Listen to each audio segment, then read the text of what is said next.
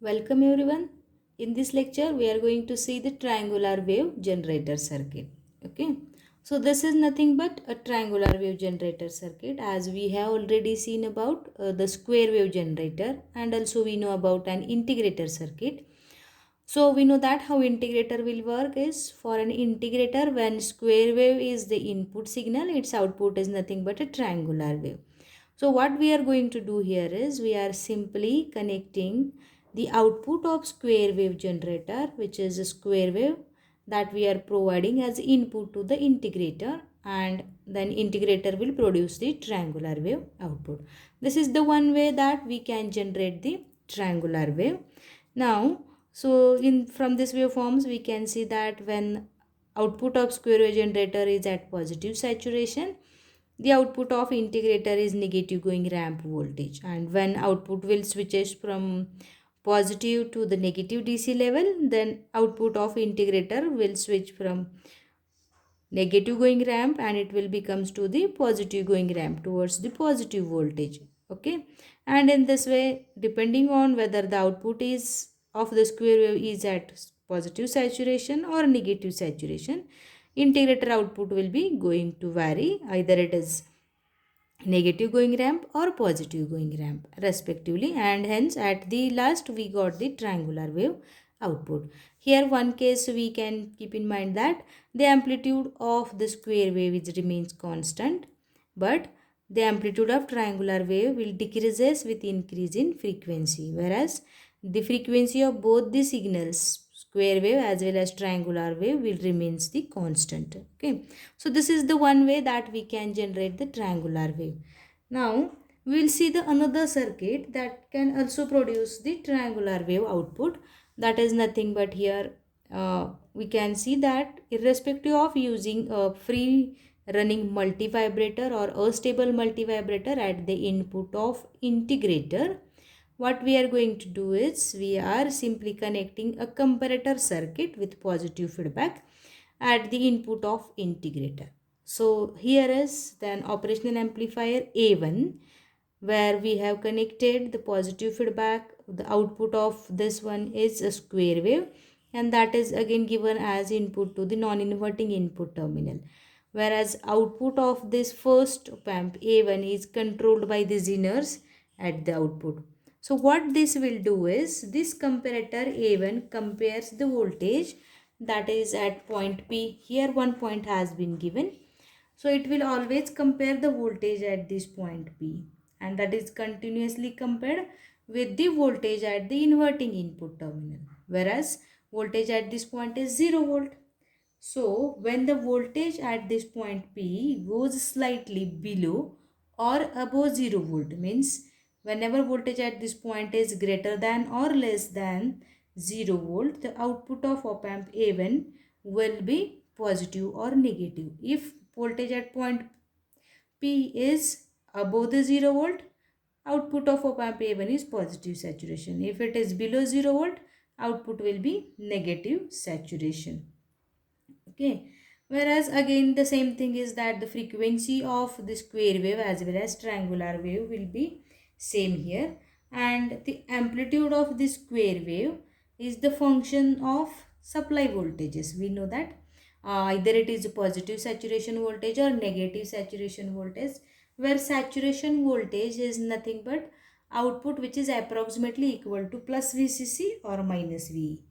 Rather, we can also control this voltage by connecting the appropriate Zeners at the output. Means, according to the need, we can make the amplitude of square wave to be a limited one, so that we can connect here the Zeners. So, as shown in the figure, there two Zener diodes are connected, D1 and D2, with Zener voltage of 6.2 volt.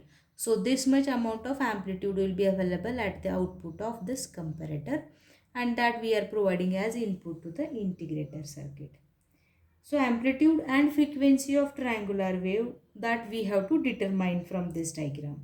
Okay, already we have seen that how this will work, that whenever output is at positive saturation from the waveform, we can see how the circuit will work is, output is at positive saturation, op amp of A2 is negative going ramp, and that will be decreasing. Okay, negative going ramp, and it will attain some voltage which is minus V ramp voltage. So as soon as the output of this first op amp switches from plus saturation and it will come to the negative saturation, output will be positive going ramp voltage and it will attain some plus V ramp voltage at the output.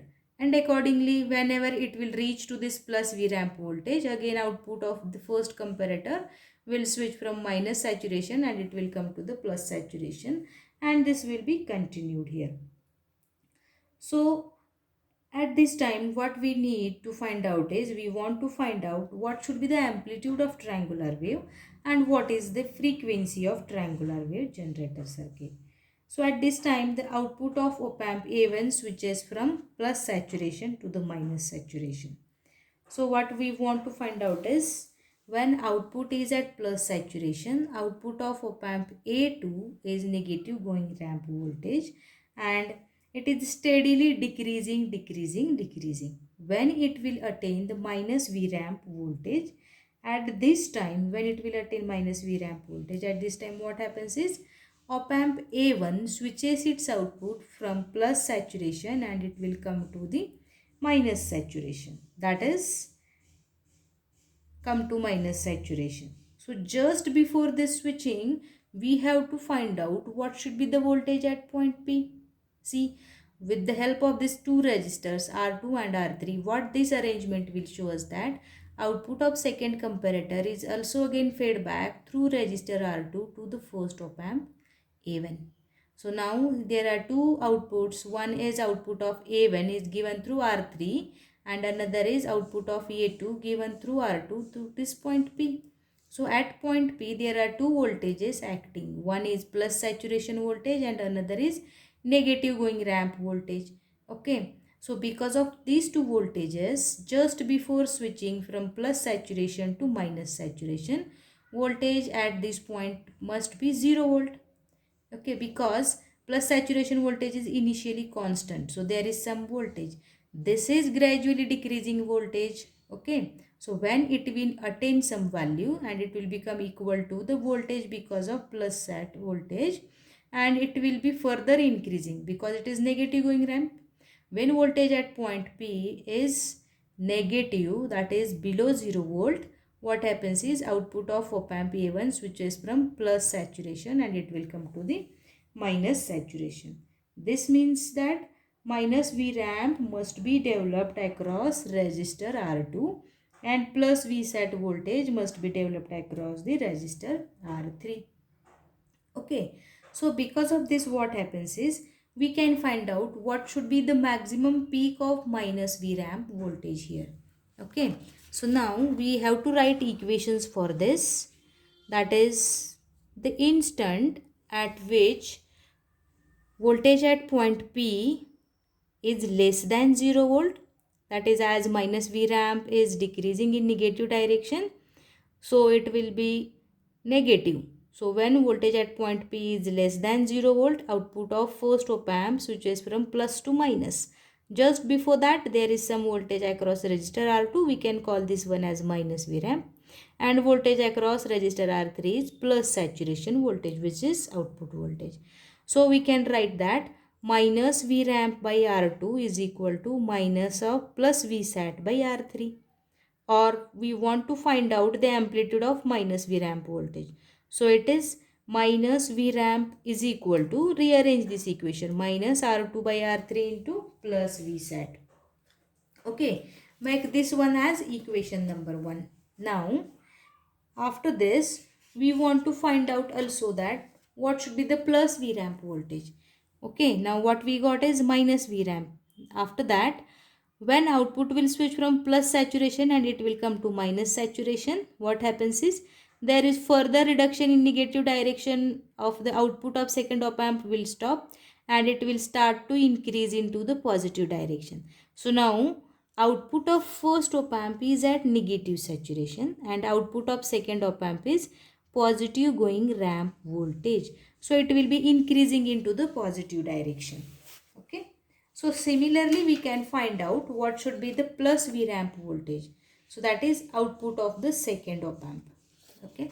So now after that, we can find, as soon as here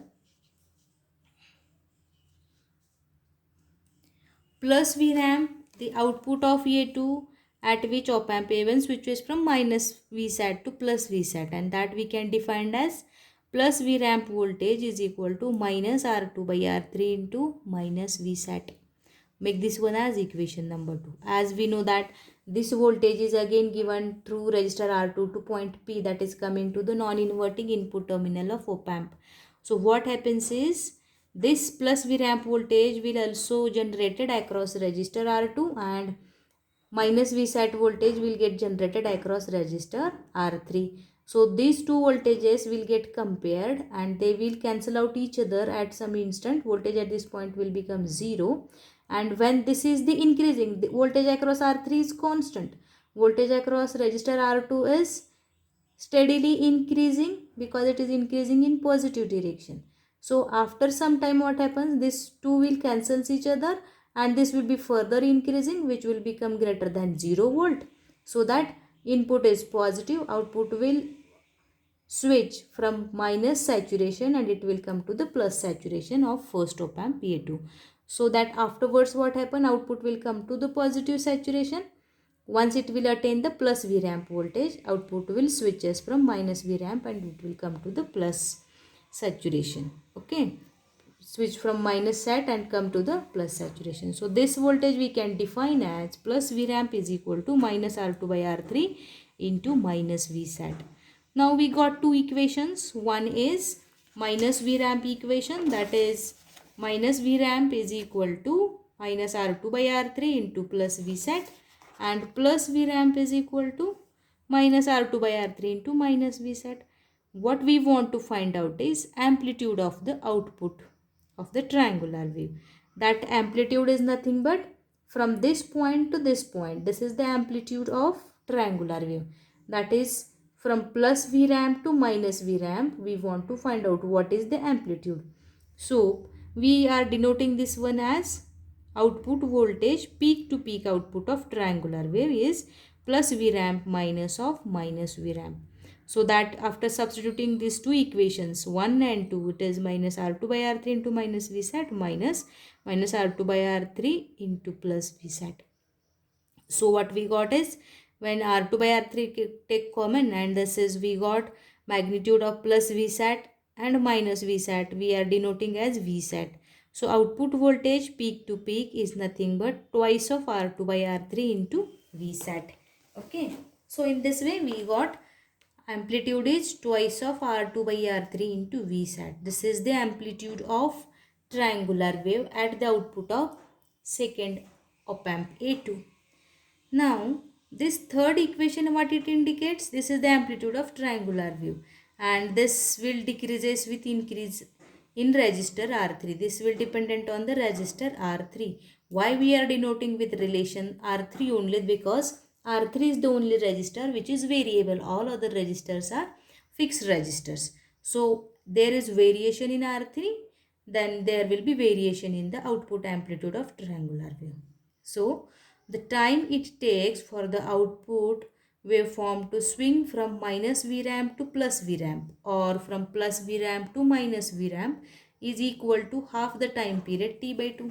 That is what we want to find out is total time period. From the waveform we can see that this is the total time period of the triangular wave. Now here is, this is the time period. It will have to switch from minus VRAMP to plus VRAMP, and this is nothing but half the time period of total time period, or to switch from plus VRAMP to minus VRAMP. So this is again the half time period of the total time of the triangular wave. So what we want to do here is we want to find out the time period of the triangular wave. So for this we have to consider some things first here.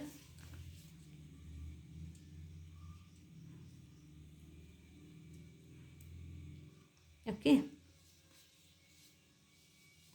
So up to this equation third we got the amplitude. Now after that we have to derive the equation for time period of triangular wave. Okay.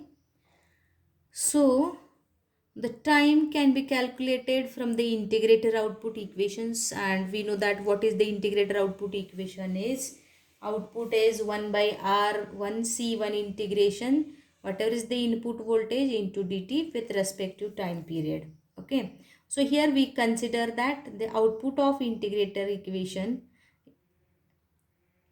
output equations we are considering here, and by substituting here input voltage is equal to minus Vsat, output we are denoting as V0 peak to peak, and C is nothing but one of the constant term. So by defining the equation V0 is equal to minus 1 by R1 C1.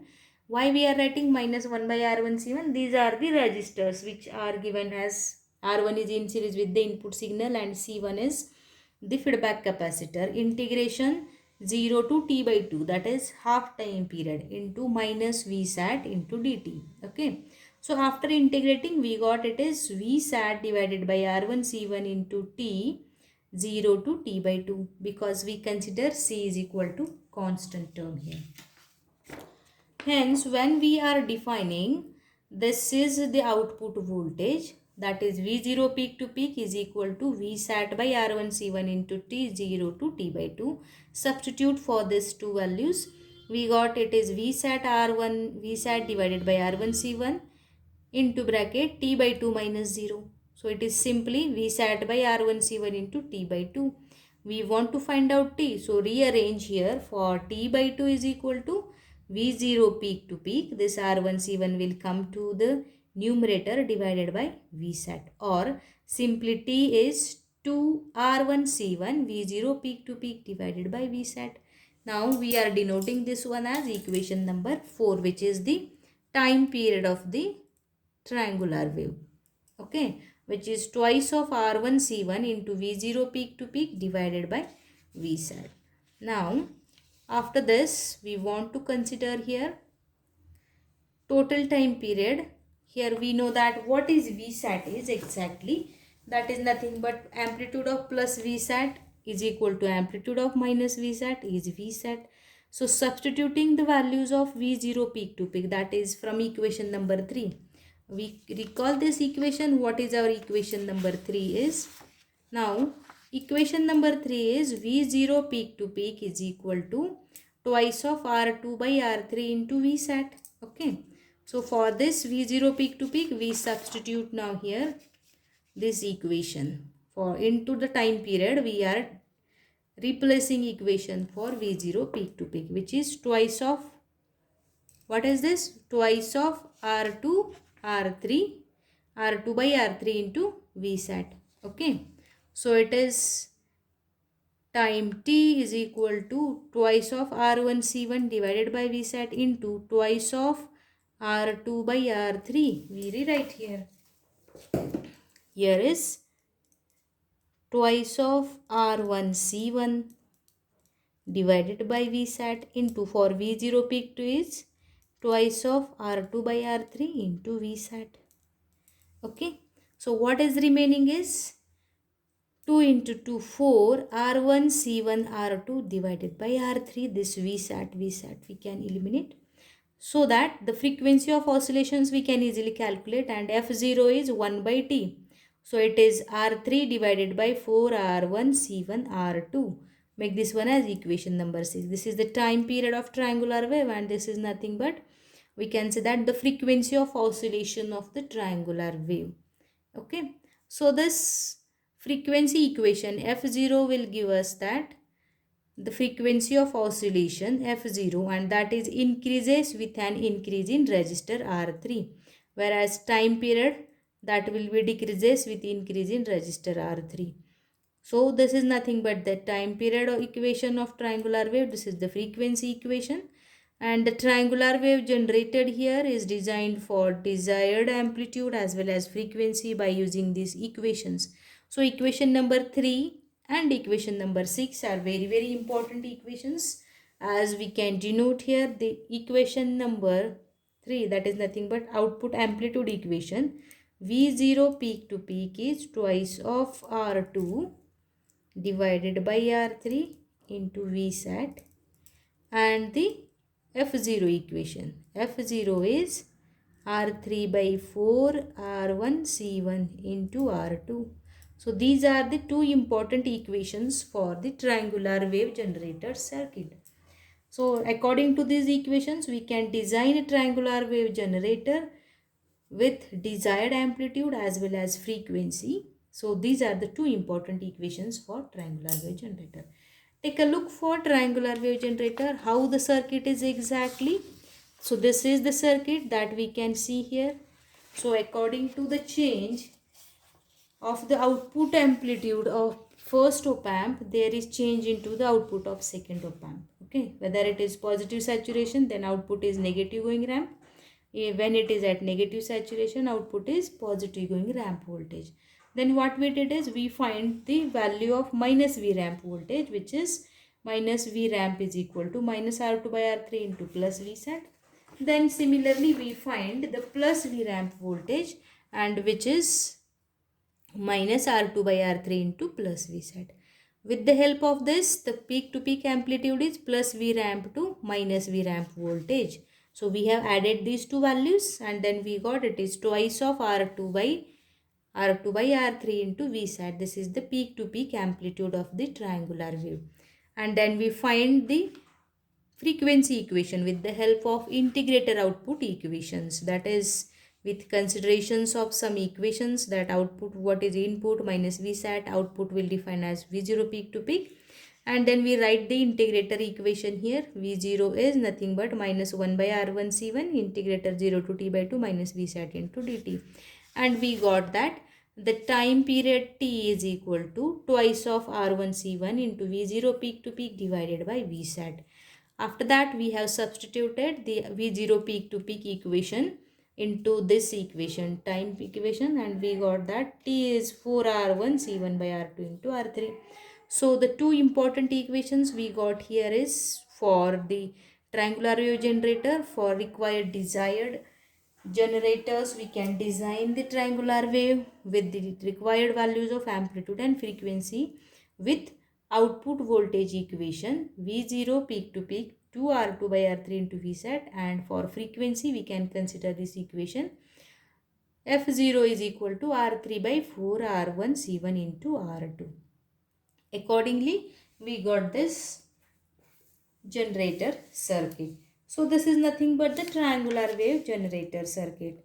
Okay, so we afterwards we can see about the other generator circuits like sawtooth waveform generator circuit. Regarding this same circuit will be used as a sawtooth waveform generator also, slightly little change that we have to made here. So this is all about the triangular wave generator circuit. Thank you.